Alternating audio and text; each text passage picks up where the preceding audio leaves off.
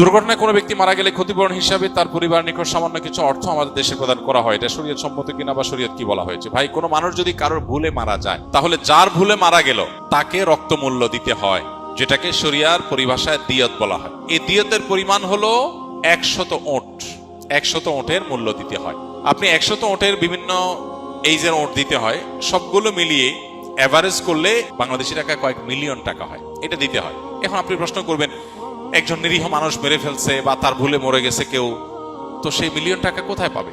উত্তর হলো, মিলিয়ন টাকা না পেলে সে জেলে সারা জীবন থাকবে, শেষ। ওই অবস্থায় তার মৃত্যু হবে। না দেওয়ার আগ পর্যন্ত তার ছাড় নাই, কারণ এটা তার পাওনাদার, তার হক। পাওনা দেওয়ার আগ পর্যন্ত সে জেলে থাকবে। এবং এইটা সৌদি আরবে আইন কার্যকর আছে, মিডল ইস্টের অনেক দেশে কার্যকর আছে, মুসলিম অনেক কান্ট্রিতে কার্যকর আছে, আপনি খোঁজ খবর নিয়ে দেখেন। শুধু সেটাই না, যেন এই ধরনের শাস্তির ফলে এই অপরাধের প্রবণতা বা এরকম ভুল ভ্রান্তির প্রবণতা বা পরিমাণ যেন কমে আসে, সেজন্য এই টাকা পরিশোধের ক্ষেত্রে দায় অন্যদের, অর্থাৎ অন্যদের বলতে যেই ব্যক্তি দোষী তার সংশ্লিষ্ট অন্যদেরকেও বাধ্য করা হয়। এটাকে আকেলা বলা হয় শরিয়ার পরিভাষায়।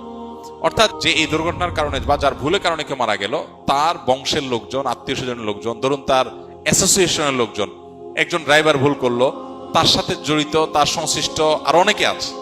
অতএব সবাইকে আনুপাতিক হারে ভাগ করে হলো এই দায় নিতে হয়। এটার ফলে কি হয়? এটার ফলে একজন মানুষ, ব্যক্তি শুধু সতর্ক হয় না, পুরো সোসাইটি সতর্ক হয়ে যায় যে আমাদের সবাইকে এটার জন্য সাফার করতে হবে।